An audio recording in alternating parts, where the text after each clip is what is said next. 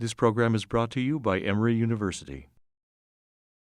Good morning. Let's get started on our panel on legal ethics at the intersection of immigration and business law. I would say probably business immigration law is what we make of that today. I want to quickly introduce our panel and co-presenter. To my right is Mark Jones. Mark's a good friend of mine.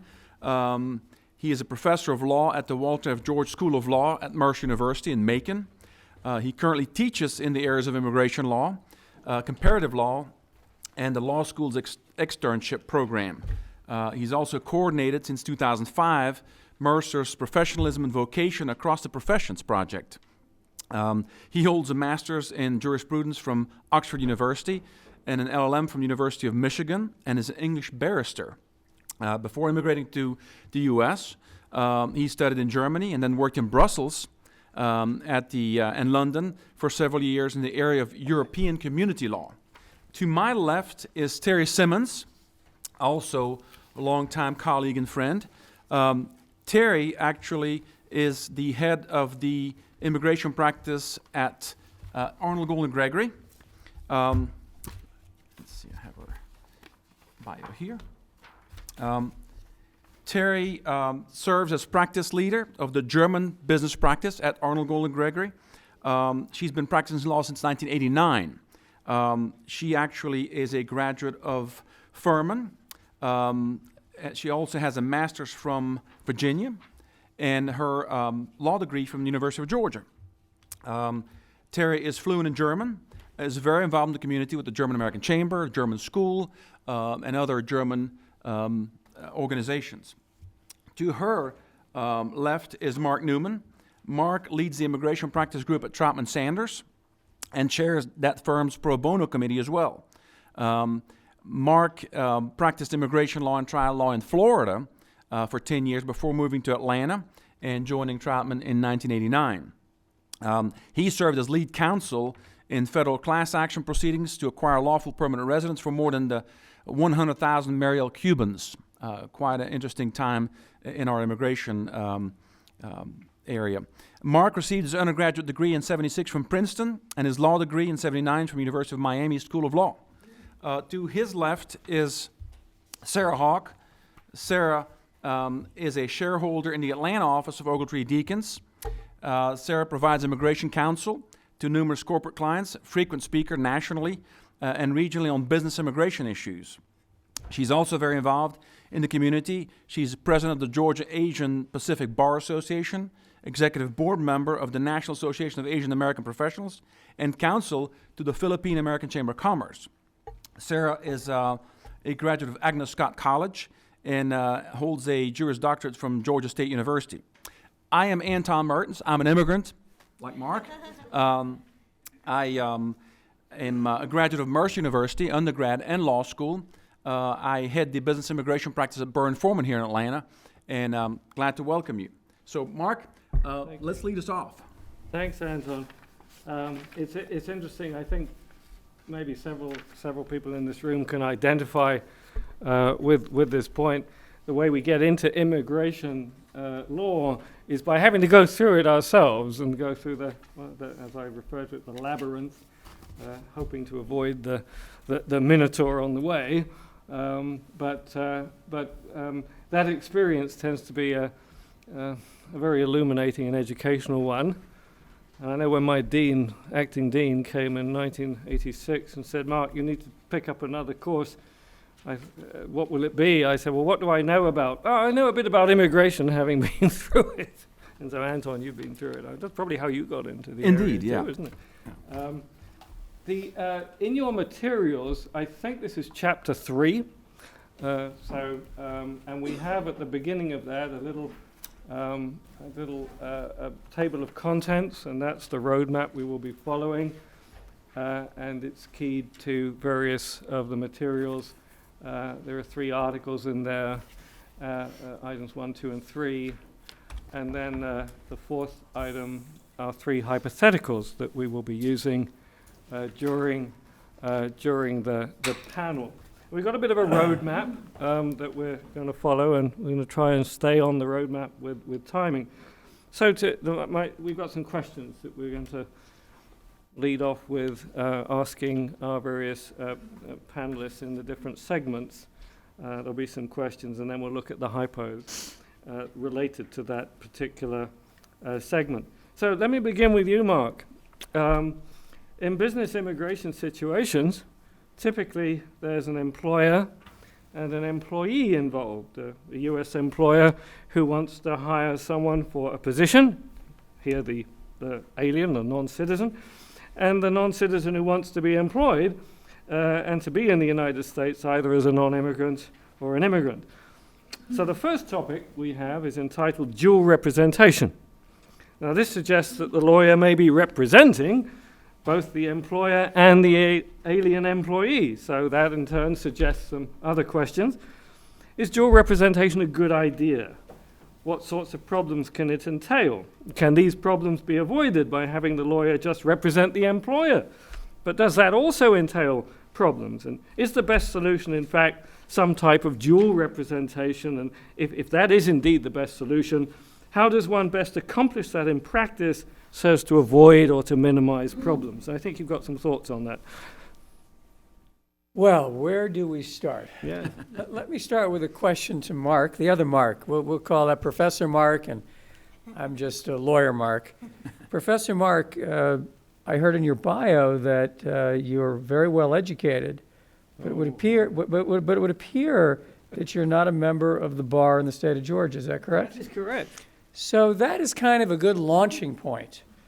Here we have a professor who's teaching our law students to become barred members of the Georgia bar, other bars in the U.S., and he himself is not actually a member of the bar. Now, some might argue that that would appear to be unethical, perhaps, maybe even a conflict. Maybe his allegiance is to his original bar in England, for example.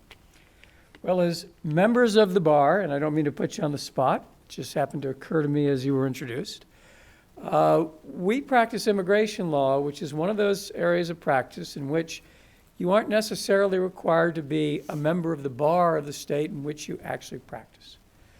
Now, that's a rather unusual phenomenon in the practice of law, but because it is a federal practice area, I could come from Florida 25 years ago and begin practicing immigration law in the state of Georgia, yet not be licensed here. That's just sort of an example of how there's this crossover situation. Now, as to dual representation, you as lawyers, how many people here are law students? There's a few law students. Everybody else is a lawyer? Okay. You as a lawyer don't make that decision as to whether you're handling dual clients. Those clients make that decision. And so let me give you a quick matrix of kind of how people view this in the ethics world, at least in the immigration bar. On the one side is what I'll call the simple solution, and you can read Bruce Hake's article about it, where you choose as the lawyer to represent either an employer or the employee. On the other side of that spectrum, I will call the always dual representation context. You are always representing both the employer and the employee, no matter who pays you, no matter who you sign a fee agreement with, no matter who you believe to be your client. Those two clients believe you are their lawyer. And then in between the two ends of that spectrum is something or Cyrus Mehta, who I did this panel with 10 years ago, called the Golden Rule. And what he argued is that you could have a principal client and you could have, if you will, a minor client. And in the business context world, what that really typically means is you're representing the company, whom you've represented before, whom you hope to represent going forward. Yet at the same time, you do have a second client, and that is the employee. But in this golden rule argument, that is a client that you owe less of an obligation to. Now, I'm not arguing that any of these three is the proper point to be on the sort of pendulum, but those are really the three views. That simple solution, you only have one client. In the middle, that you have really two clients, one a major client, one a minor client, And then on the other end, you have two clients no matter what you say, do, or think. Mm. And that's kind of, I think, the way you have to view all of this. Mm. Well, how do you regulate that relationship? Because there's some potential. If you've got two clients, aren't there potentially some conflicts of interest that might arise, and don't you have to be worried about that? How do you address that kind of problem? Well, that will depend on where you stand on those three choices. If you stand on the simple solution choice, then you create a fee agreement, for example, retainer agreement with the employer, and then you also prepare a letter to the employee saying, I am not your lawyer, Mr. and Mrs. Jones. You're entitled to get your own lawyer. I'm not your lawyer. Don't rely on me for legal advice. I'm not going to provide you legal advice. And you put all the provisos you can to protect yourself. And my client exclusively is Company A. Right. So, on the other hand, if you start at the other end of the pendulum where you have dual representation, then you have a retainer agreement with both the company and the employee. And you make it very clear that you're representing both of them.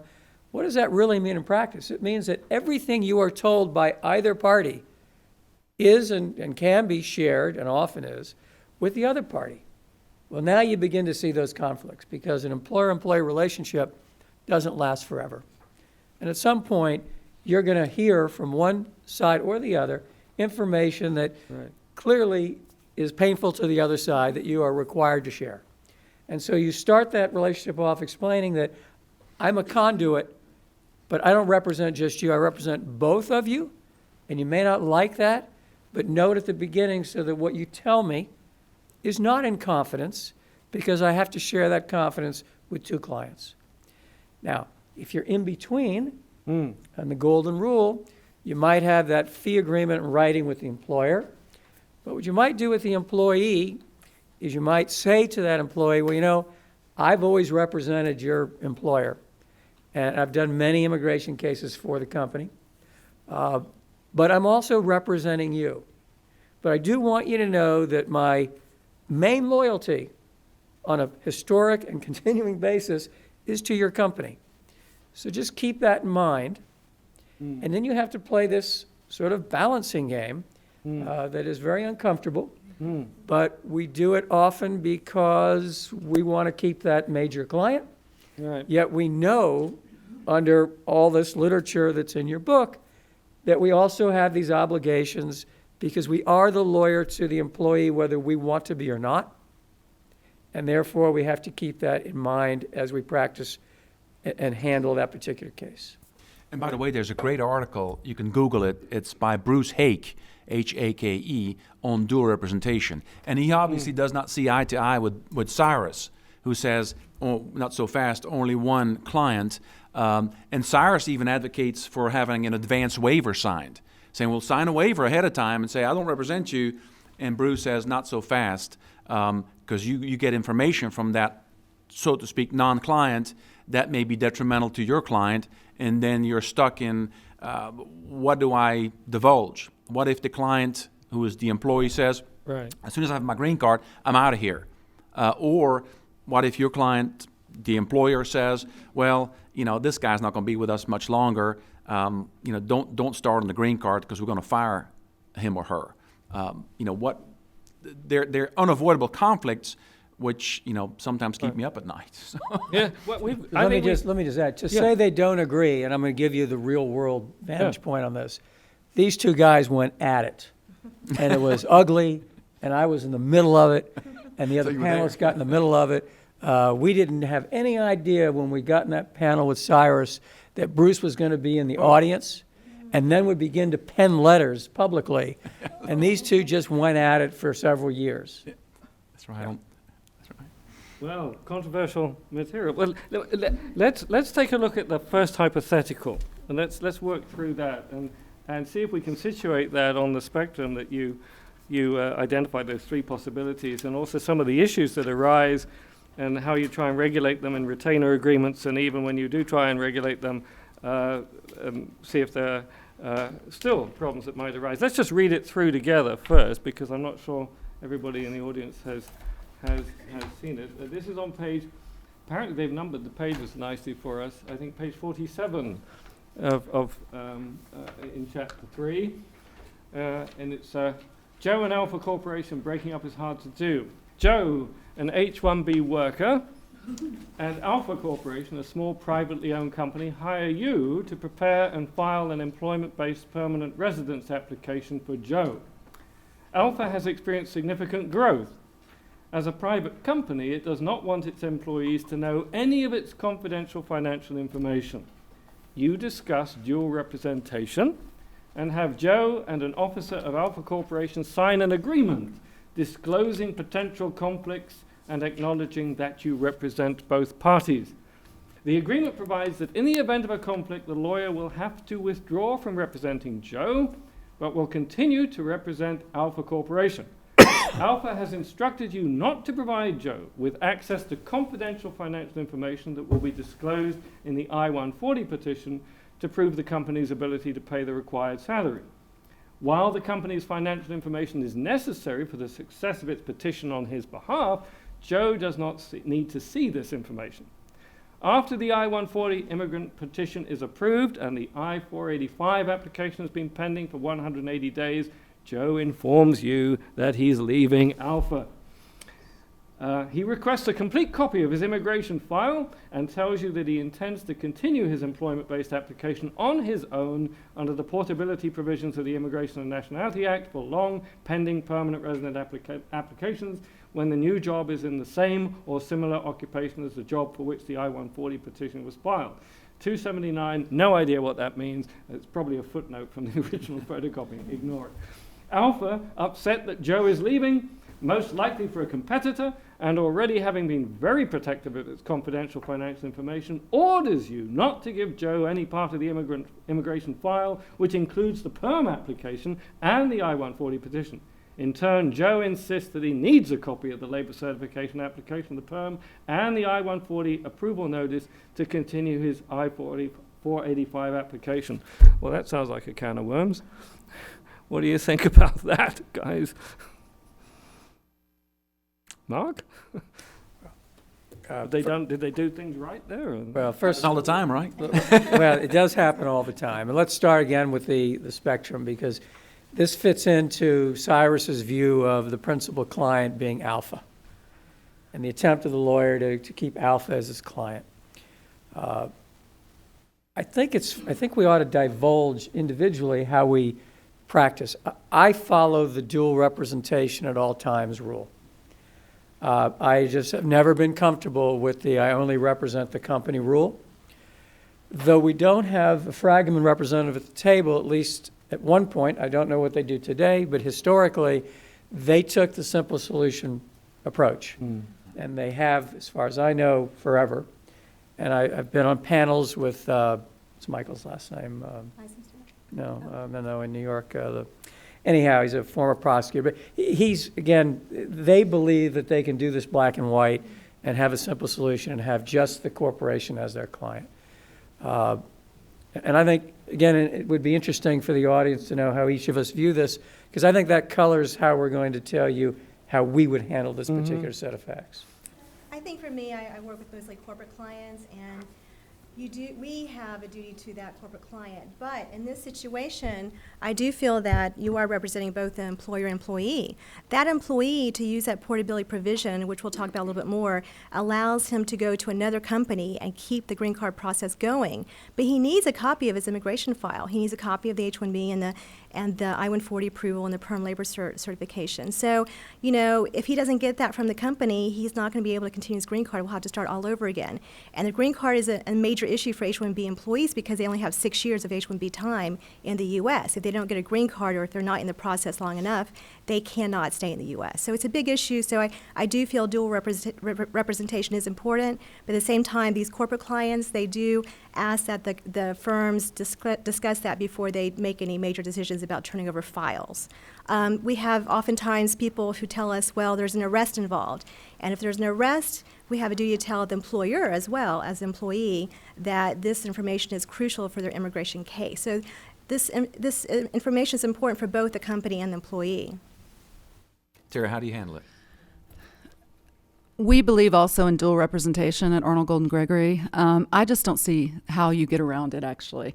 You know, when we file petitions and applications that where the company benefits and an individual benefits, we're representing both parties. I just do not understand the simple solution approach, and so we recognize dual representation.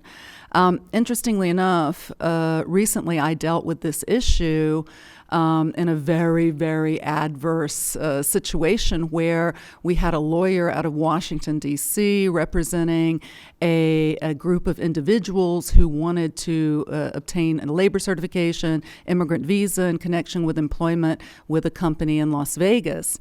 And the company itself was a limited partnership. I represented the limited partnership and the ultimate limited partners and owners of the limited partnership. Well, without their knowledge, these individuals in Las Vegas hired another lawyer other than me to proceed with a labor certification where the company itself, the limited partnership, had never ever agreed to offer unlimited employment, had never agreed to do a labor certification, and in fact, at the end of the day, didn't realize that they had manipulated the human resources professional into signing the labor certification and everything. Well, it came to their attention, and of course they were very angry because in fact they wanted to terminate this group of individuals.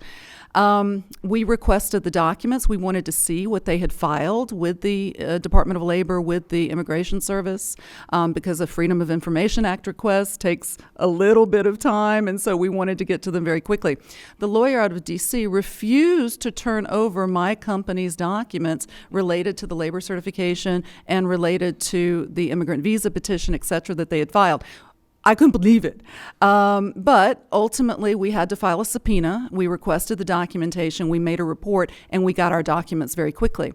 But that's just one example of how difficult this really is, because different lawyers do have different opinions. In that sense, this lawyer felt that he was representing the individuals, and even though he had filed documents for the company, and the company was clearly my client, he didn't feel compelled to turn them over. But we recognize dual representation, and at the beginning of every representation, you know, we have one client where we have 700 active visa files.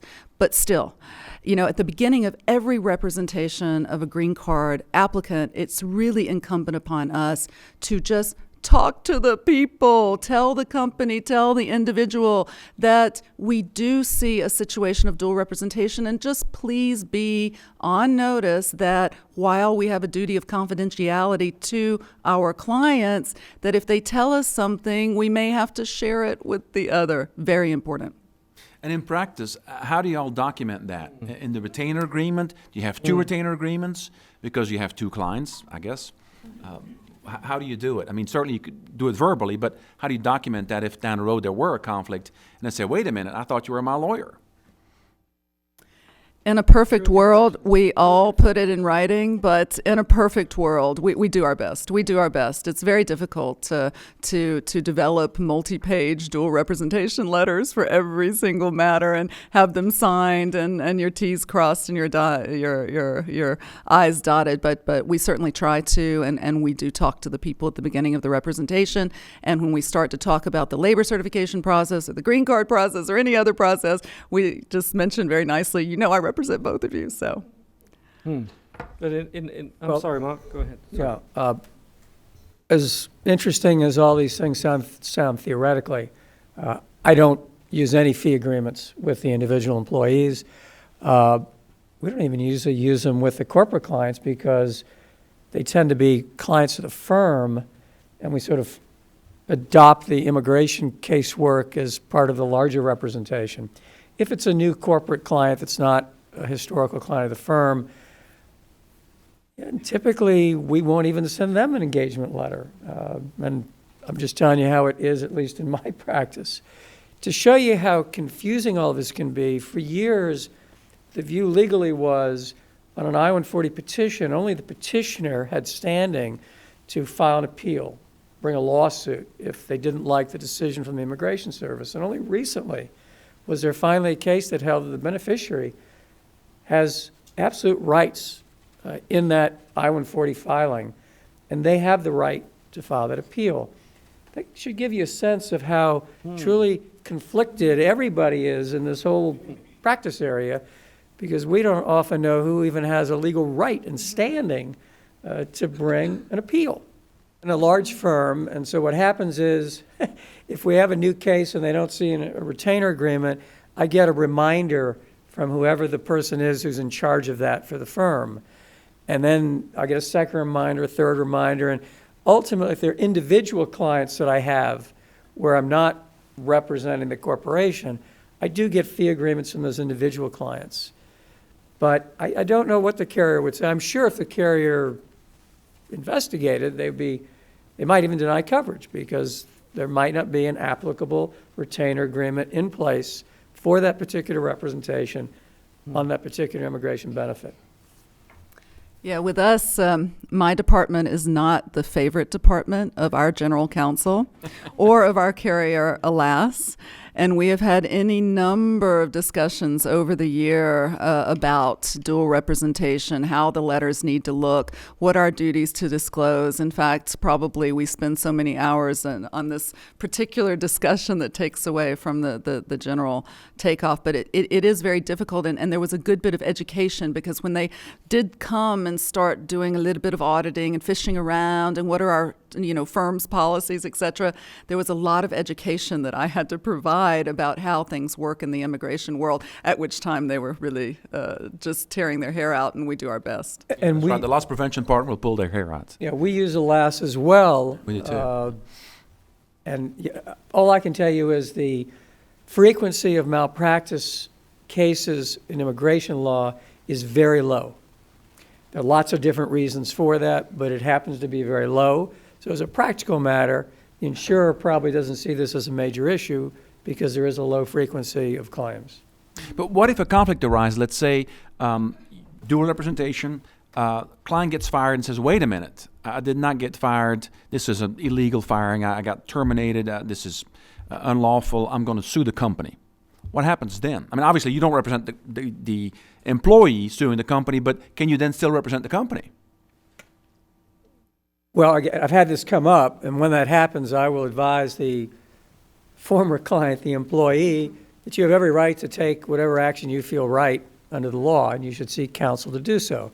If you sue Alpha Corporation, we're going to represent Alpha Corporation in all likelihood, though we could choose not to in that particular lawsuit, and we probably would get some other law firm to represent Alpha in that instance.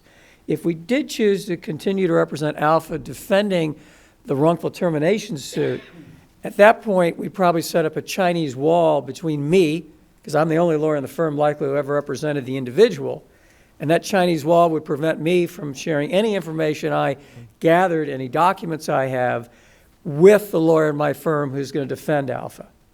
And that lawyer is going to be someone, in the employment law arena. So I think those are the two different ways we would look at it. And you'll see that different companies have different levels of sophistication and knowledge of immigration law. So companies that have knowledge of information of immigration, they'll talk with you as the attorney and say, hey, we'd like you to do it this way. If there's a conflict, let us know. We'll deal with it. And employees, though, are now more savvy. They will know that, for example, they should not be benched. A company should not sponsor an employee for work and then say there's no work, we're not going to pay you. The H-1B is very highly regulated. The company has stated on attestations they're going to pay the employee a certain wage, and if they don't, they're in trouble by the DOL. And so employees are more savvy. They're going to know that something's wrong with this scenario, and they're going to seek their own legal counsel. So I see that the need for the upfront conversation with your client and their HR, their legal counsel on scenarios of termination, for example. If it's anticipated that you, the immigration lawyer, will become a witness in the case, I think then clearly your law firm cannot defend Alpha. That's a clear decision maker for me. And also, to pick up on something Mark said earlier about the Fragaman Law Firm, a huge immigration firm, international firm, and they actually got sued by an individual because during the I-45 stage, the adjustment of status stage, the employee divulged that he had a criminal record, that there was a problem. So the lawyer divulged that to the employer, their client, so to speak, and the employer promptly fired the employee. The employee then sued Fragment and said, wait a minute, this was privileged communication, and you broke that privilege. I'm going to sue you now for damages. And I think that was a difficult time for Fragment. I think the matter probably got settled, but I think they still go through with the the single representation, I think. Yeah, and again, I think one reason it led to that situation is Fragment's view that they had a simple solution, one client, and disregarded their relationship, whatever the relationship might be, but they disregarded their relationship, didn't give it any thought with regard to the employee. And that's just, and Bruce Hake writes about that in the article, including one lawsuit that cost that law firm $250,000 in damages. Again, because they didn't recognize that they had an obligation, they had an attorney-client relationship, whether they wanted to or not, with the employee. And that really is the danger in that situation. One thing occurs to me, but this, I know this may have been your point, Anton, but I'll just move into it. I'm a little, some of you out there may understand all this jargon and this terminology, and some of you may not. So, things like, Hypo 1 talks about H-1Bs and I-140 petitions and I-485 applications and labor certifications, and that sounds awfully confusing if you're not familiar with the area. Would it be helpful then to just go over some of the basic terminology and procedures? Who would like us to do that? How many are immigration attorneys? Okay, so a good number, but who are not immigration attorneys? Okay, I could do a quick overview. Would you mind doing that? Well, Thank you. H-1Bs are work visas that are temporary, and they are company specific. So a company has to file a petition for an H-1B employee before they can start working for that company. And typically, the H-1Bs are so regulated that the first step is to file a labor condition application with the Department of Labor. The wage has to be consistent with DOL's standards. There are 4 levels. Choosing that level is important for the company and for the attorney to know how to do that. Once the H-1B is approved, the employee can work at that specific work location. So the 6 years of H-1B status is important to know because if they don't get a green card, they'd have to leave the U.S. The company who sponsors a labor certification, which is the first step of the green card, has to do a testing of the U.S. job market for any available U.S. workers. And in doing so, it has to run a series of ads or recruitment steps to show that it has tested the workforce. During that step, the employee should not be involved. In fact, they should not be contacted except for getting employment verification letters to prove they have work experience before coming to the company. And so typically one issue employees have is, are you going to put me in the fast EB2 employment-based 2 category or the slower EB3 slower category? The Department of State issues a visa bulletin every month, and it shows how many visas are available and their current priority dates. So India and China have backlogs. They can be 5 years, 10 years, and depending on if they're employment-based 2 or employment-based 3. So employees want to know to the company, can you put me in employment-based 2? I have a master's degree. Well, what if that position doesn't really require a master's degree? That's a conflict. You have to represent what the job and the company wants for that requirement. So there are different levels of representation there as well. The labor certification case can also only be paid by the company. It's not paid by the employee to show that it's the company's petition. But as you can see, the employees are very conscious of being able to stay permanently in the U.S., and that has been a big retention issue for companies.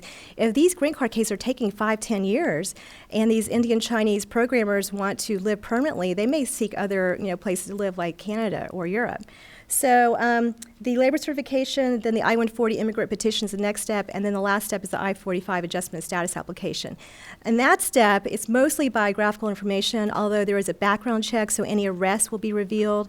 And so there's another potential issue there if the employee has arrests it hasn't told the company about, and they're very serious arrests.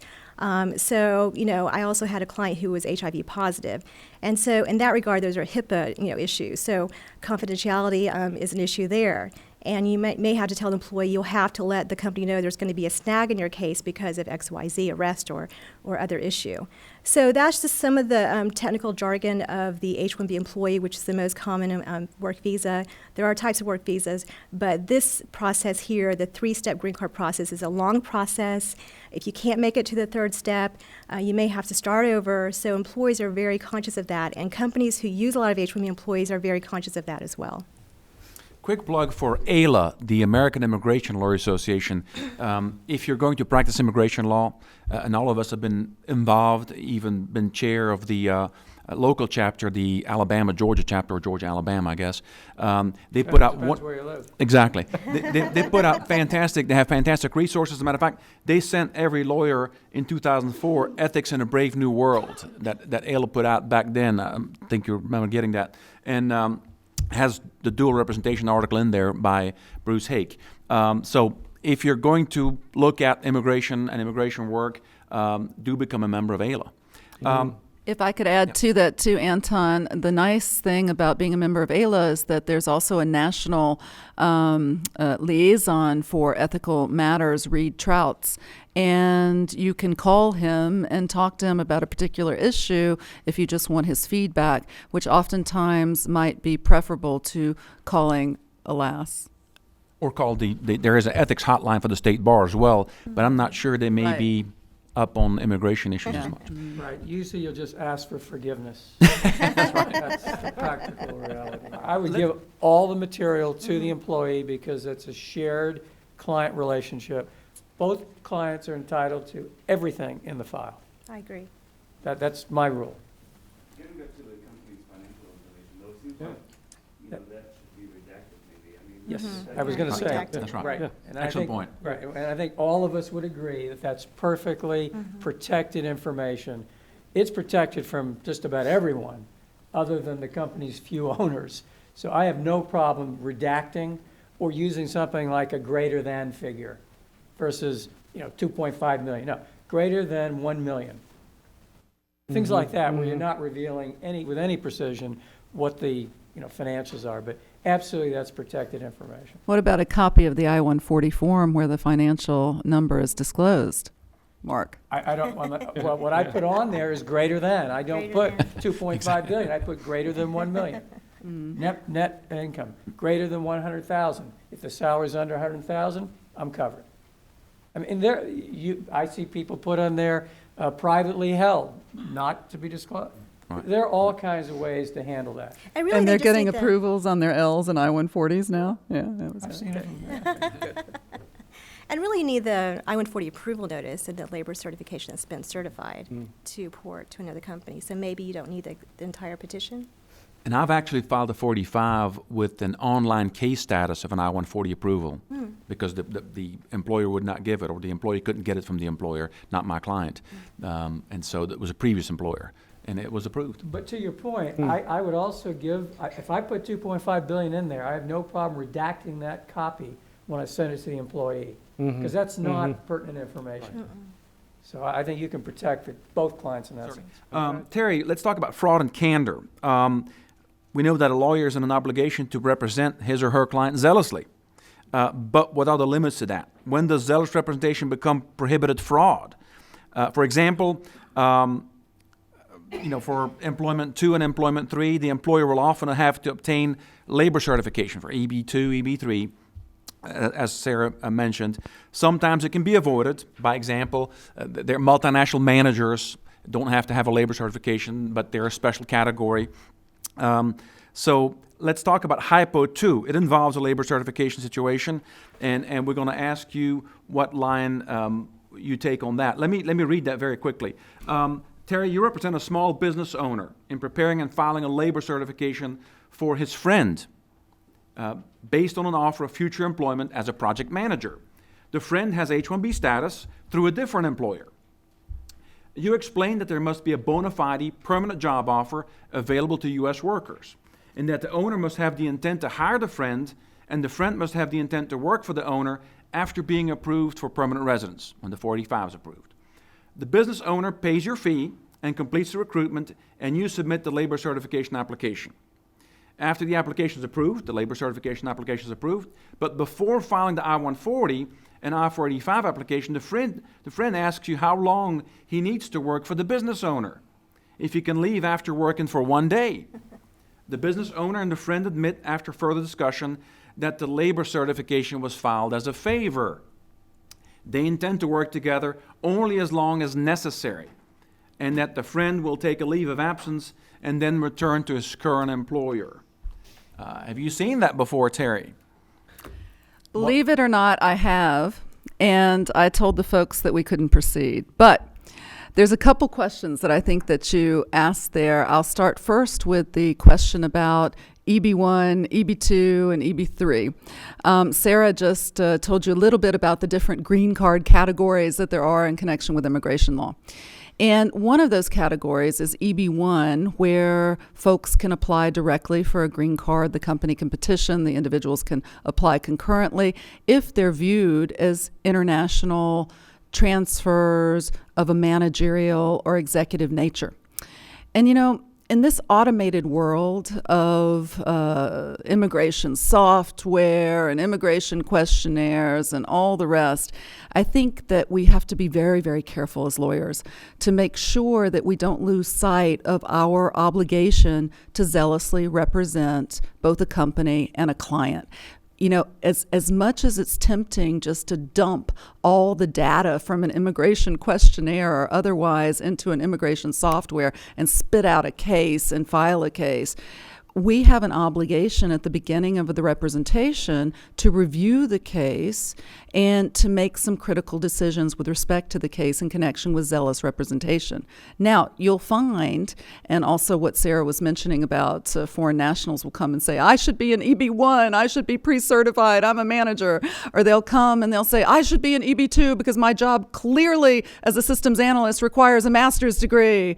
And you have to really temper them and say, as much as I would like to do it, you are not a manager and you are not someone who is employment-based. 2, categorization. Your job doesn't require a master's degree, and as much as we would like to tell the government it does, it really doesn't. And so you really have to let people know very honestly how you will approach this particular issue. But you also have to zealously represent your client. And a lot of times when you get information in on a questionnaire, sometimes it's in foreign language, not even in English language. Sometimes it's a resume. Sometimes people don't understand how to characterize what they're doing and what their professional history is. So it is your obligation to take a look at that. For example, if you talk to me and you say, hey, Terri, what do you do? I could say, I'm a lawyer, right? Or I could say, I direct the immigration practice group at AGG. Now, both are true, but one would be much better for an EB1 pre-certification case. And so it is important that you look at the documentation sent in by a company and by an individual. And they may say to you, I've had cases where somebody writes, on the questionnaire, job title, engineer. But then I start looking at the case, and they've been with the company 20 years. And in fact, they're making $150,000, and they're managing, production and engineering and the setup of production and automation systems for a particular business. And I say to them, you know what? I think you're really a manager because you are a manager. You're managing a lot of people. You're managing a lot of things. This is zealous representation, and it's truthful representation because they just didn't know how to express themselves in the English language. And so it's your job to zealously represent them and to see how you can best portray what they are and their qualifications to the Department of State or to the Immigration and Naturalization Service. Now, what you cannot do is commit fraud. That's the other side of it. So you have to be very careful not to commit fraud.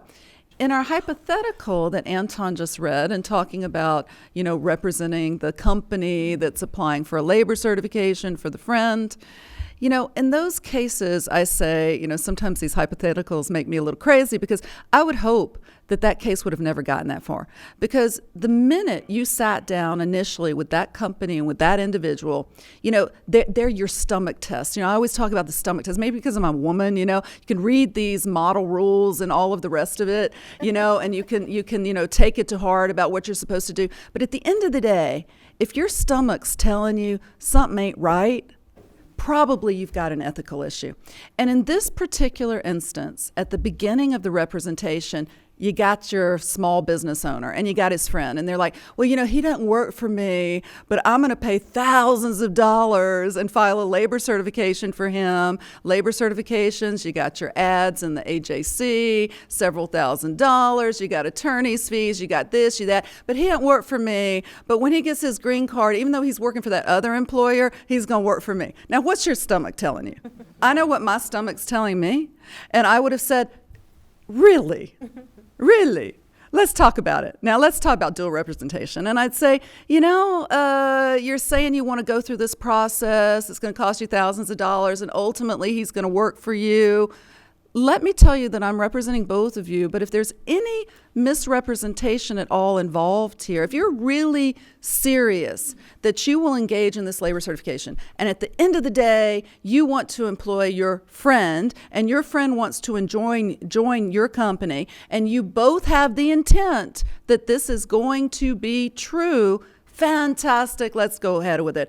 But keep in mind, if this is not really true and we walk down this path, I will have an ethical obligation to inform if I find out that it ain't true, that in fact you're just doing this to help a friend, and that friend isn't really having the intent to join you and work with you on an unlimited basis. I will have the ethical obligation to inform the tribunal.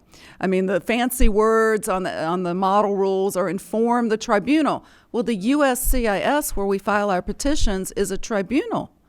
And if I find out later that he's just helping a friend and this was all not true, I might have an obligation to inform that tribunal. And that's something I don't want to do.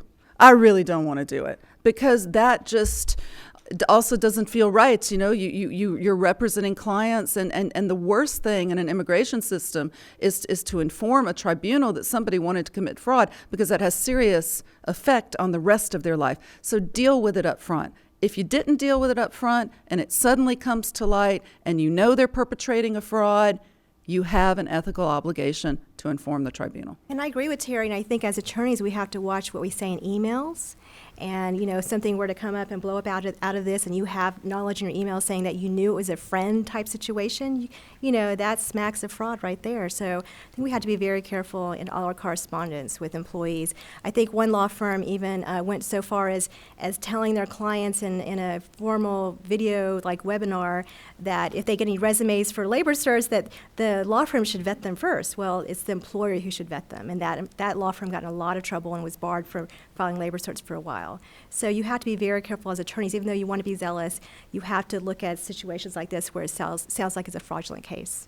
Ethical rules seem to be fairly clear that you have an obligation to inform the tribunal, and you even if they go down the road, that's why, again, I think the best advice is hit it from the beginning. Never get into that particular situation where you're dealing with knowing that you've represented people and filed something that at the end of the day was fraudulent, and then you have an ethical obligation to let the government know. Well, in this particular hypothetical, the petition is actually not yet filed. Right. And so if you talk to the people and say, that this is an issue and I would advise you not to go forward, they could let that labor certification expire. They could never move to file the petition.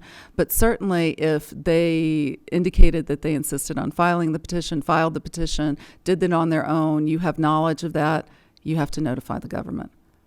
I think that's the precedent as it stands today. That being said, of course, in this particular area, as we've talked about already, right, there are all kinds of different opinions about to what extent you have to go. Are we assuming that the Labor Department itself is not a tribunal? I think that's not a decided issue from what I've read on the interpretations of the model rules. Yeah, I will take a completely different view on this. And under these facts, I would never send a letter to the DOL or the CIS. The risk is if I do that, and it turns out that somehow I have exaggerated what I thought I had heard or been told, I'm going to get popped by that former client with a major lawsuit. I think my carrier would probably tell me, you know what, you're not obligated to do that, and I think it would be foolish to do that. What you're obligated to do is to withdraw from representation. As to whether or not the CIS or the DOL is a tribunal, I don't think they are, but that's another issue. I just think, at least from my personal view of how I would handle this ethically, I would not essentially rat on the clients to the government. I think that's not the right thing to do ethically. I don't think I'm obligated to do it. But let me kind of go back through the case, because I think it's interesting. Number one, the way the hypo is set up, it actually is a no-go from the beginning, because if you read the second sentence, essentially, there's no current job opening. So you couldn't file a labor cert in this case. So let's understand that as a legal matter. That I found interesting in this hypo. But they're talking about a future position. You can file a labor certification for a future position. If there's, I think you have to have a position that's currently open. When you advertise a position, maybe it's gotta be somebody else available. is in that position, but ultimately you'd like to apply for this That's person. different. If Yeah. someone else in the position, that's an existing position. I don't think you can file for a prospective speculative position. But that's kind of a legal issue. But going to sort of these ethical issues, I think we do have to understand, we have a big firm panel up here. And I'm a little firm guy. That's how I spent my first 10 years. And I know for most of you out there, you are little firm people. And I don't mean that in any derogative way, but, derogatory way. But I'm telling you, the lens you look at the world from is one way when you're in a small practice. It is completely different when you're sitting up in the ivory tower and you've got, you're self-insured, you have your malpractice, you have your in-house general counsel. You don't have that in regular firms, one-person firms, two-person firms. And so this hypothetical, I think it's easy for us to sit up here and say, tell them they can't do it. Well, I say, wait a minute. Let's play a little bit with the facts. Let's say it was a marriage case. When you go into a marriage, what's the deal with your spouse? Well, we're going to stay married for as long as we get together. Get along together. The moment we don't, you know what? I'm out of here, and I'm going to go back to my ex. Or I'm going to go on to someone else. I don't know that that's a whole lot different than in a business relationship, me saying as an employer, I'm going to sponsor you for a labor certification. I'm not sure how long you're going to stay in this position, because who knows? These days, employment relationships are just so different than in the old days. Now, again, you got to tweak the facts a little bit. If the agreement is, I'm going to hire you for one day, this is a no-go. Right. But that's not how it works in the real world. In the real world, what happens is they come to the lawyer and they say, look, I want to offer Joe this job. Okay. By the way, how long does he have to work for me after he gets the labor cert done and the green card done? Well, he has to work for you for a good faith period of time. Okay. How long is that? You know, it really depends. I know of one case where it was one day, because the day the person was to start, that company decided to eliminate their Latin American director position because they were no longer going to do business in Latin America. The new hire had no idea that was going to happen. It wasn't planned that way, but boom, one day and he's out of that job. Perfectly lawful green card case. Other answer. Normally we look at a 6-month period. Someone stays in a job for 6 months. I mean, even the DOL says the job's permanent if it's going to last for at least 1 year. So I think, you know, again, if you play a little bit with these facts and you come at it from what I would call the real world position in a small, normal law firm, you're going to look at these cases a lot differently. So I just say factor that in when we at big firms give you what I'm going to call the easy solution of never do anything that looks or smells wrong. I agree with the gut, but you know what? Your gut reaction is different when you're sitting up in that tall building than when you're sitting in, you know, a street office law firm. It's just different. Yeah, thank you. Did you represent those people that came to me with this scenario, Mark? I don't know, because, you know, the golden rule is, if you're a smart client, is you never tell the lawyer you've been anywhere else, you're going anywhere else, you never mention another lawyer's name. So we never really know. And we That's get true. played. I mean, We do. we think we're smart, we're licensed, we went to school a long time. We get played. And we'll get to cases like that later in the discussion where we get played. Well, let's move forward. That's a good segue, I think, to hypothetical 3 and returning to the question that you asked earlier. But so stay with labor certification as an illustration and assume that there are no issues with collusion and arguable fraud. What are the other sorts of ethical issues a lawyer may encounter, and do these issues extend beyond the context of labor certification. For example, how involved can the prospective employee be in the process? And what about where the employer has facilities in different states, which is often the case? So the lawyer's licensed to practice in Georgia, say, but the employee will work at a plant in Louisiana. And I think you've got a nice hypothetical here in hypothetical 3 that will help focus us on some of these things. So let's just look at that. It's on page 49. I'll read that through quickly again. Juan Juan is employed by Omega Universal, an international company headquartered abroad with U.S. headquarters in Atlanta and facilities throughout the U.S.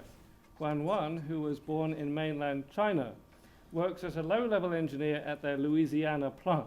Juan Juan has worked for them for 3 years and is approaching the expiration of his non-immigrant status eligibility. He visits with his supervisor, Joe, a local guy, and tells Joe he really needs to get his green card. The company agrees to pursue a labor certification at Juan Juan's prodding.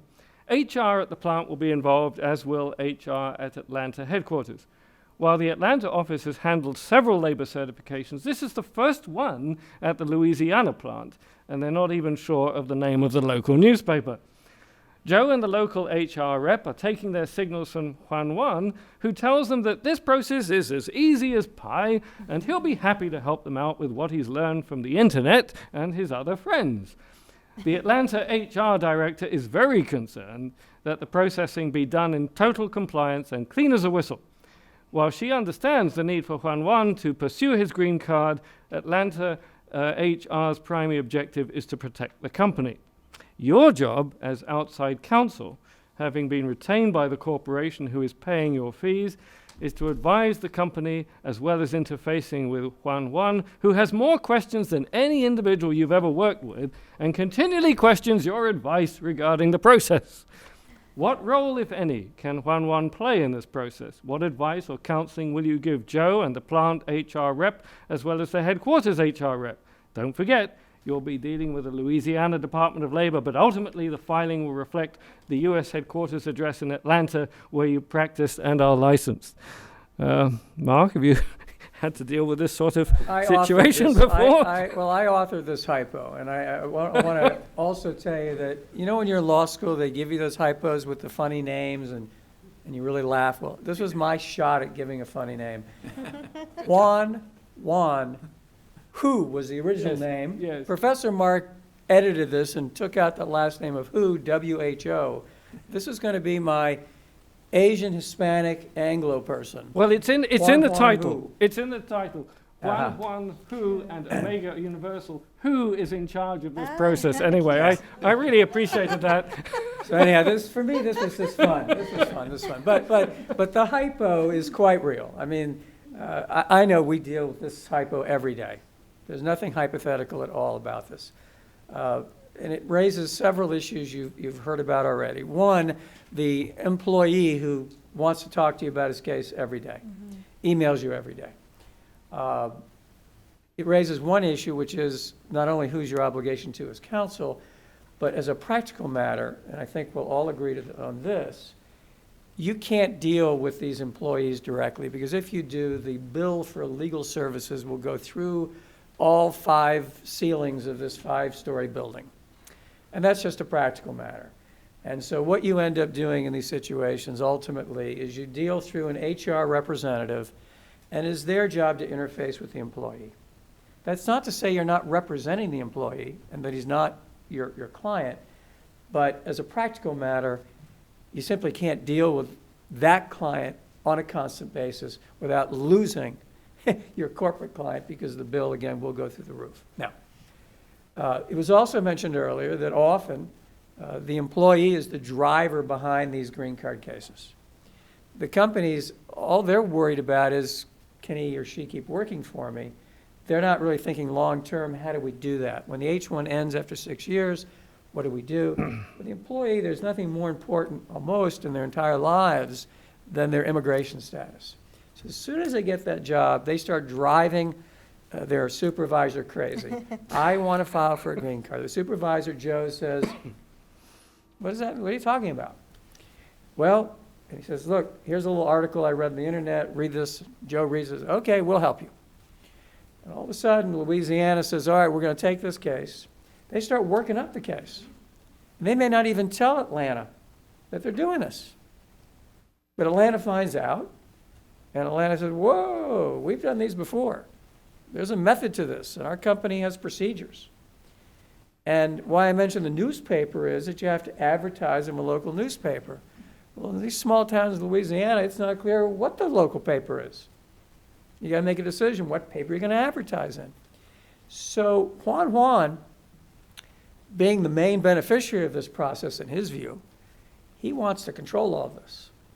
So he is pushing his supervisor, he's pushing the HR person in Louisiana, and the HR person in Atlanta is pushing back saying, whoa, stop right now. Here's how we handle these cases. And it goes along for a little while longer, and Juan keeps pushing, and all of a sudden you're running ads and resumes come in. And Joe says, hey, Juan, we got 10 resumes. I don't have time. I'm busy doing my other stuff. You got to look over these resumes. And it happens with some frequency.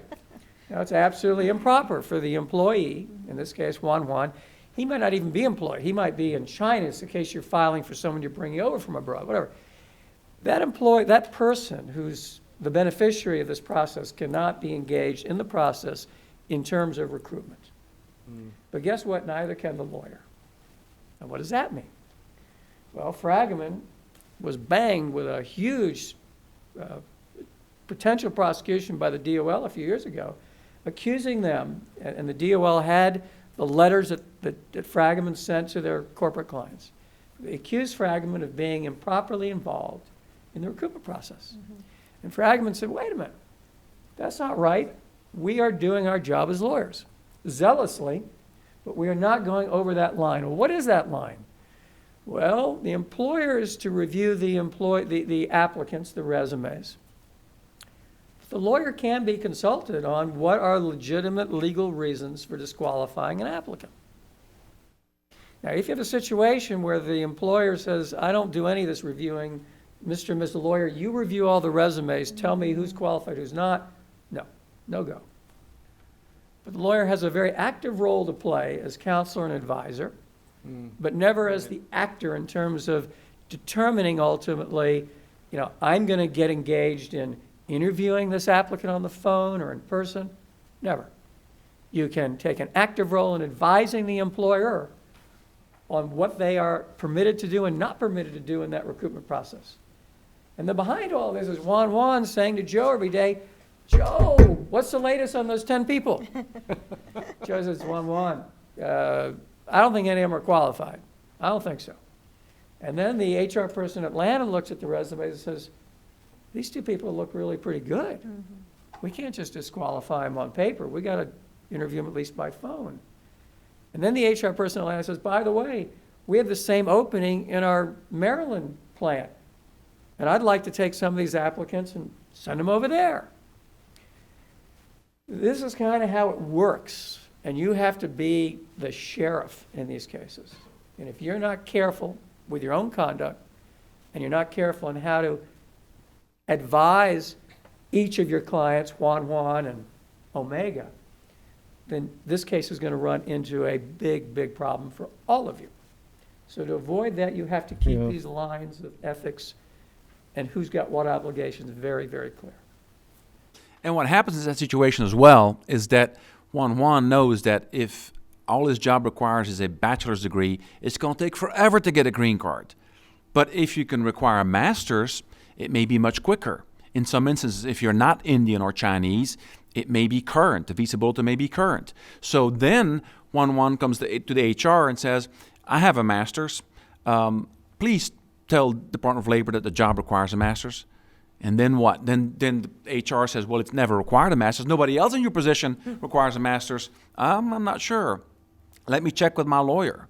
And then, of course, you have an issue where the client, again, is running the process. And the integrity of the process with DOL is destroyed.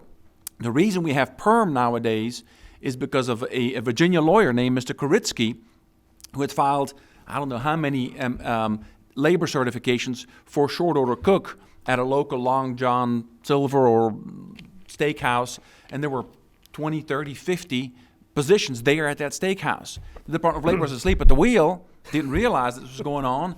The employer had no idea. Somebody was doing it, saying there's a job there, and then he was selling the labor certs. Back then, you could substitute beneficiaries. He was selling the labor certs for $10,000, $15,000, $50,000 a year, made tons of money.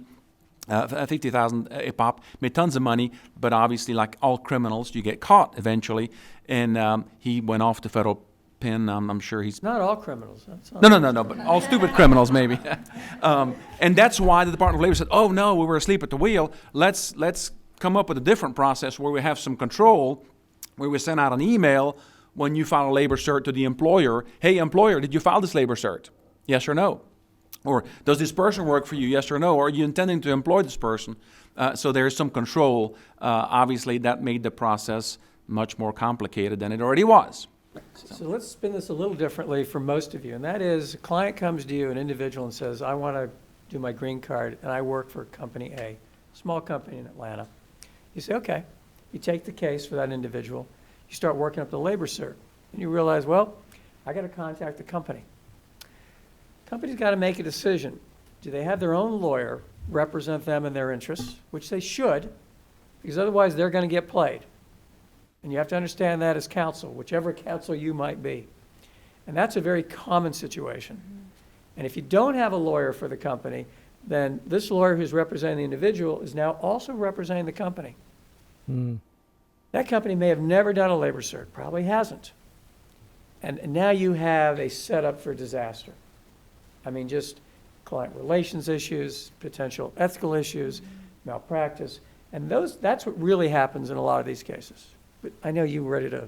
Yeah, I had a question to your earlier point about the lawyer's role in the evaluation of candidates, and specifically, how is the best way for the lawyer to ensure a good faith recruitment, by, say, for example, a facial review of the resumes to make sure that the employer is not, disqualifying obviously qualified candidates. And that's a very difficult issue to navigate from a client relation standpoint, but how do you do it? For us, it's very simple. I have the employer go through all the resumes, and then I have them send me their report. And have one of my paralegals look at the report and compare it to the resumes to make sure they haven't missed something or they haven't misunderstood the law. So I don't... And we also help them with a matrix of the requirements that we put in the ad. So they know they had to have a bachelor's in computer science, 5 years experience, skills, XYZ skills. And then using that matrix, the employer can look at each resume objectively and see if they have those qualifications based on the resume. I think y'all have real smart clients. A lot of the folks I deal with, particularly the ones that have never done a labor certification, so they're not having multiple people employed, et cetera, we approach it a little differently. Clearly, the employer needs to review the resumes. And as they receive the resumes, we give them sort of instructions, and we say, review the resumes, and then we give them a chart and all the rest of it. And then we say, after you have gone through the resumes, reviewed them, et cetera, let's have a discussion on the phone, because we want to make sure that as you go through, you've identified any issues. Because what happens with a lot of the folks I work with is it's very hard for them to understand that there are certain bright line black and white requirements. Maybe you got to have masters, maybe you got to have proficiency in C++. And they look at a guy and they say, well, he went to the University of Alabama and I'm a Dogs fan, right? So that person can't work in my firm. Now, this sounds sort of funny, but you know what? It's real life. And so you've got to explain to them, but wait a minute.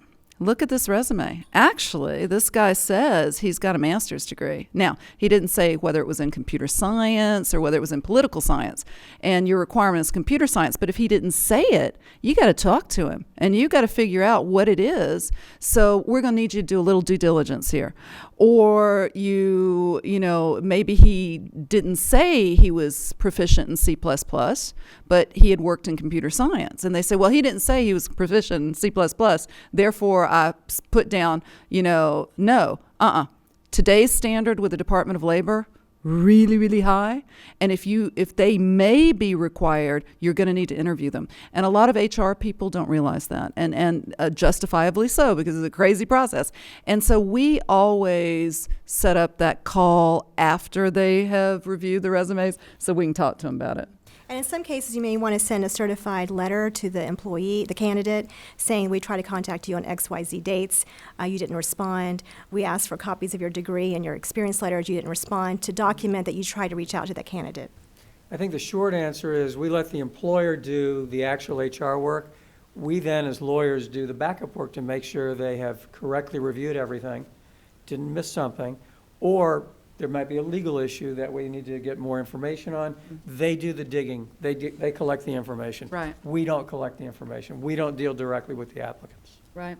I just inherited a case where an attorney had filed a case and they had actually signed the recruitment report. I think they did it by mistake. I really don't know. But of course, that really blew up with this particular client in the Department of Labor, because can't do it, just can't. Also, to make it even more fun, the Department of Labor will sometimes send a mole with a perfectly qualified resume, and if you then say, well, we didn't get any resumes, then you know that they're going to investigate you because you committed fraud. There were resumes. As a matter of fact, here's one, and we submitted it or had somebody submit it on our behalf. So be careful about that. Don't think that they don't check on that. Yeah, first rule of ethics is you have to believe that everybody who you deal with is wired. I'm going to repeat that. And what that means is, as Anton has just said, you don't know who that person is you're dealing with, whether it's in person, on the phone, or by email. So you must presume that they are a government mole, that they are wired.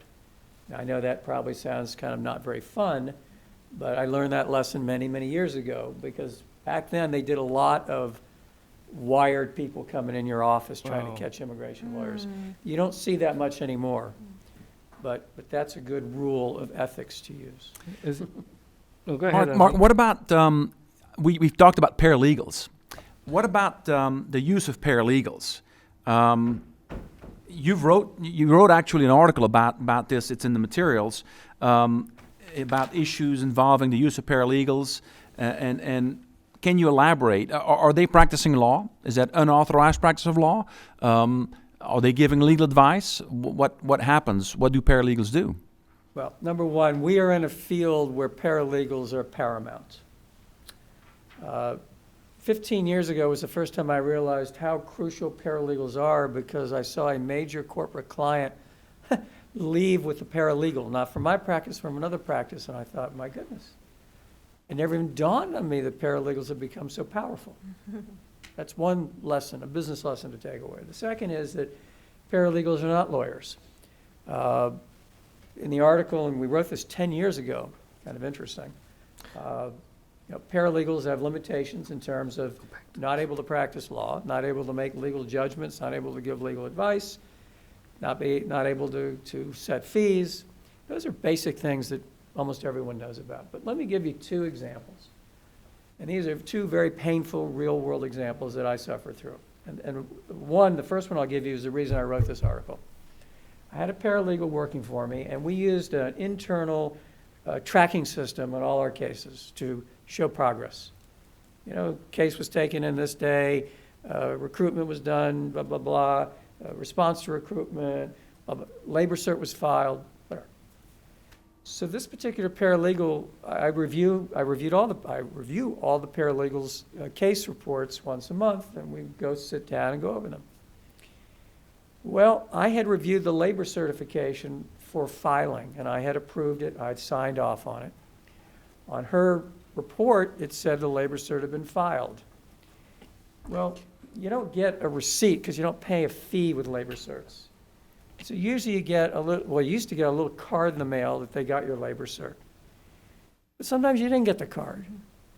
So I didn't watch that. The paralegals were to watch that. Mm-hmm. So about 3-4 months later, client called and said, how's my labor cert going? And labor certs have a deadline for filing. I said, let me check. I asked the paralegal. She said, it's still pending. I said, really? Okay. Well, I went to go and I pulled the file. And I realized for the very first time that she had never filed a labor cert. Now, she checked off in our system she had filed it.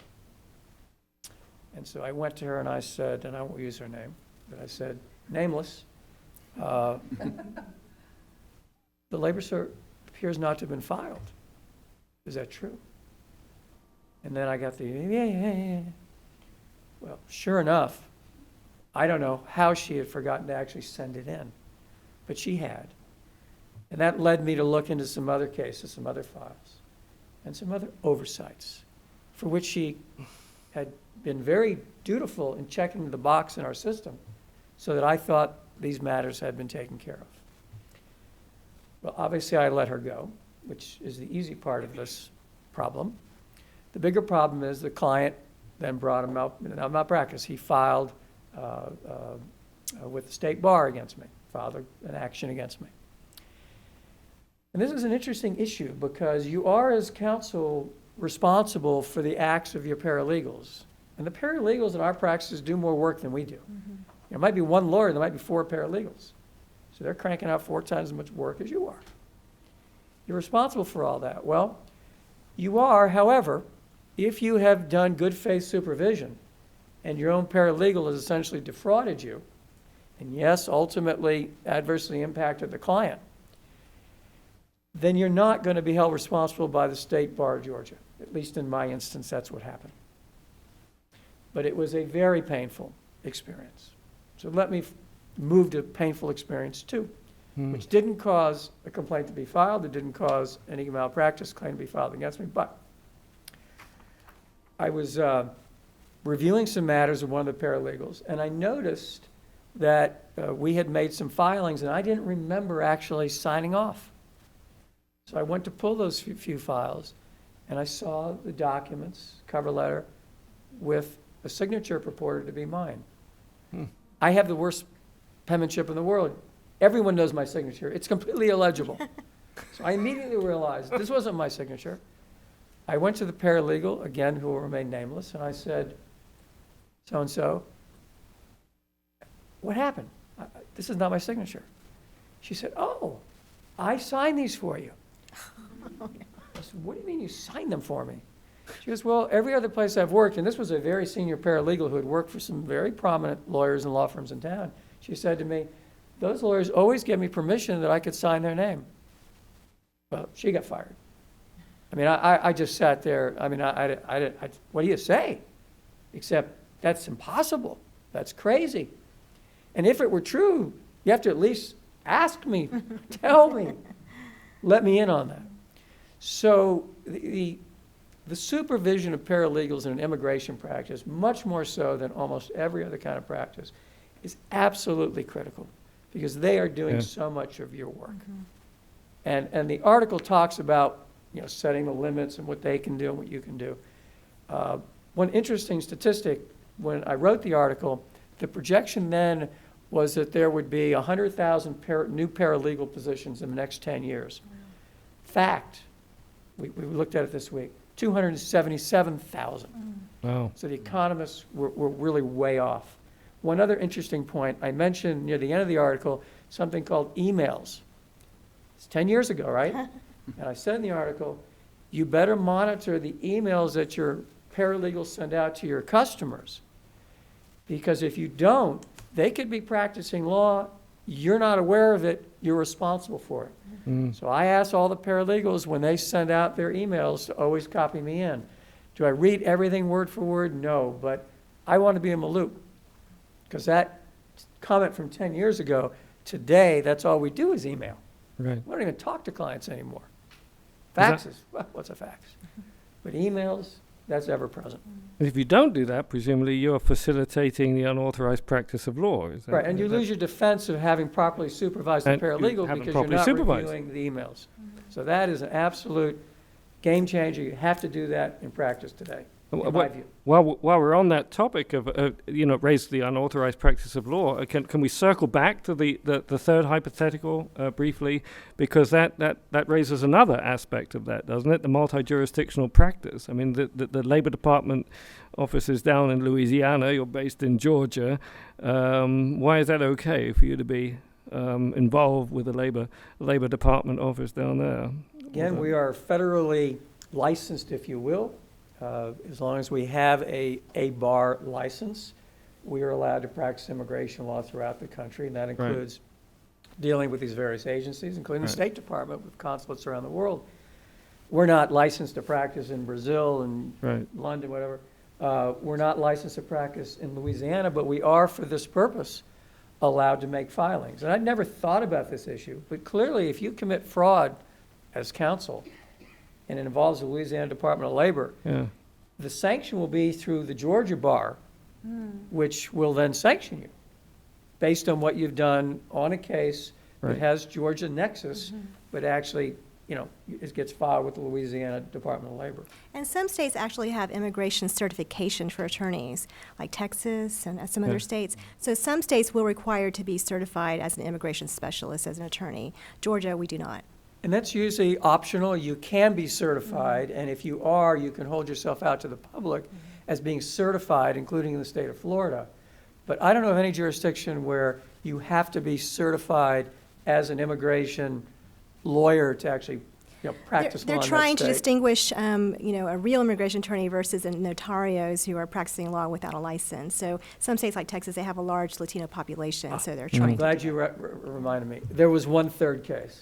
Oh, God, this is painful. You're going to say you can't believe this, but in our New York office, we had a paralegal who was moonlighting on the side, pretending she was a lawyer. She took the name of a former New York lawyer who was also Korean-American or Korean, who had left New York, wasn't practicing there any longer. How did we learn this? She went to work for Fragaman. Fragaman got in a letter from one of her clients, but it came to the Fragaman office. They opened the letter, they read it and said, who's this client?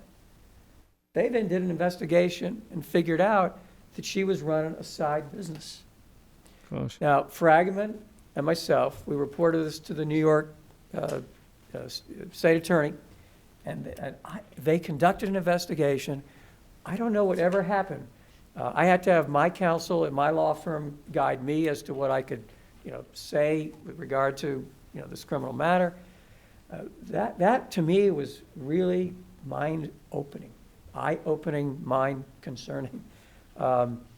You think these people are your friends. You're their employer. You're providing them a salary. They're doing all these cases for you. But you have no idea what they might be doing on their own time. And we had no idea she had done it at Troutman. We didn't figure that out. But had it not been for this one letter coming into Fragaman in New York, neither firm would have known what she was doing. Gosh, unbelievable. But we've only got a few minutes left, but I know there's one more question we had for you, Sarah. I think this was your issue, actually, that you raised with us. And obviously, this can get pretty sophisticated. I think we're getting the sense of this with labor certification, for example, lots of challenges there. But what about? We talked about dual representation and retainer agreements. What do you do with multiple representation? Can you get into situations where you're representing multiple persons? Employment 5, for example, the investor visa, I think was the one you mentioned, and that sounded like an awful headache to me. How do you deal with it?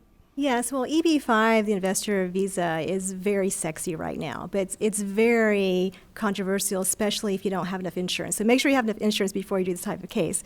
But Malpractice insurance. Malpractice insurance, yeah. So this EB-5 investment visa is a green card visa, so you can get conditional green card status if you have a client who wants to invest either $1 million or $500,000 in an area that's a high unemployment area. And there are these approved regional investment centers, hundreds of them, that take, most of them are Chinese. 80% of EB-5 visas go to the Chinese. They'll take that $500,000, invest in real estate development, for example, and you as the attorney can represent the client from China or for the other countries, and also the regional center. So that's a multiple representation, which can be very controversial. You can also get a referral fee from the regional center if you direct clients to that regional center. And some of the administrative fees are up to $50,000. So some EB-5 attorneys who do this type of work have specialized in it. And I reiterate what Terri said, you need to know what you're doing. Go to AILA, get trained, have a mentor who knows EB-5. You do not want to be incompetent and file an EB-5 case for $500,000 that's being invested by your client. And I think that because of that, you also have to look at the fee split arrangements if you use an EB-5 attorney as co-counsel as well. It's a very important area because the U.S. can use this money for investment, but at the same time, you have to have that strong engagement letter that outlines every step of the process, the risks, having a separate business attorney counsel your client, SEC regulations. If the case can't proceed, if they can't find the source of that $500,000 as being legitimate, then you may have to stop the case. Does the client get any money back? You have to be very detailed in doing an engagement letter for this type of case. Thank you. Some states, I think Georgia, does not allow fee splitting with non-lawyers. Right. So if the regional center is not a legal entity or is not run by lawyers, but it's a private or public company, and there's a $50,000 application fee, and you get $10,000 or $20,000 or $25,000 to refer it, as a lawyer, you cannot accept that. There are brokers all over the world, mainly in China, that attract investors with money who want to send their kids to schools in the U.S., who want to come live to the U.S., and they don't want to create the 10 jobs that are required, so they'll go to a regional center. And, I've had attorneys ask me, well, should I recommend the regional center? Of course, do not ever recommend a regional center, because if it goes wrong, if the regional center goes under or they lose their money or don't get a green card, they're going to be looking for you. Right, back to you. Yeah. And then you need to talk to your malpractice carrier, or maybe just run away to Brazil or something. And it's a conditional green card that you get for 2 years after the I-526 is approved. After 2 years, you do have to show there are 10 U.S. jobs being created, and then you can remove that condition for the permanent green card. So there are many situations where the first step is approved, but then the removal of that condition is not approved. And if you're accepting a large fee for this type of case, you have to be prepared to advise your client why it did not get all the way approved. Any concluding final words of wisdom? Join AILA. Join AILA. That's an excellent idea. Any Mark? I think Terri? not just join AILA, but use AILA lawyers. You'll find us very collegial. We look forward to getting calls or emails from younger or newer colleagues of the business, asking us questions, whether they're substantive or ethical. And I would take great advantage of that. Yeah, I think the way the practice has developed since we all started practicing, it's very, very rewarding being an immigration lawyer, because you can go home every night and know that you've helped a company, that you've helped an individual, that you've done creative work, that you've worked in all kinds of areas of the law. So it's a wonderful practice. But right now, it's as scary as I've ever seen it. And with respect to the automation of the systems, with respect to keeping up with deadlines, with respect to managing paralegals, with respect to denials that are wrongful by the government and clients who will get very angry about that and allege that you have done something wrong. And so I think one of the main areas of ethics we didn't talk about today is our duty to support each other in the profession. I think every day, if not every week, I guess, I may see something bounce on my desk with an angry client who's had a denial which was likely wrongful and or not, and they're angry about having paid fees and the denial. And we really have an obligation to say, you know what, this is, I'm sure that they did a great job. Let's look at it. Let's approach situations very ethically and support each other. As you can tell, this is a pretty dangerous area, fraught with dangers and fraught with traps. Mark and I would love to thank our panel, Sarah, Mark, Terri, for a wonderful presentation this morning. I learned some stuff today, and I hope I could sleep well at night. If not, I'll just turn to drinking. I don't know. I definitely learned a lot, and it's a privilege to serve on such a distinguished panel with distinguished panelists and a distinguished alumnus, one of our most distinguished alumni from Mercer Law School. So please join us in thanking the panelists. Thank you. The preceding program is copyrighted by Emory University.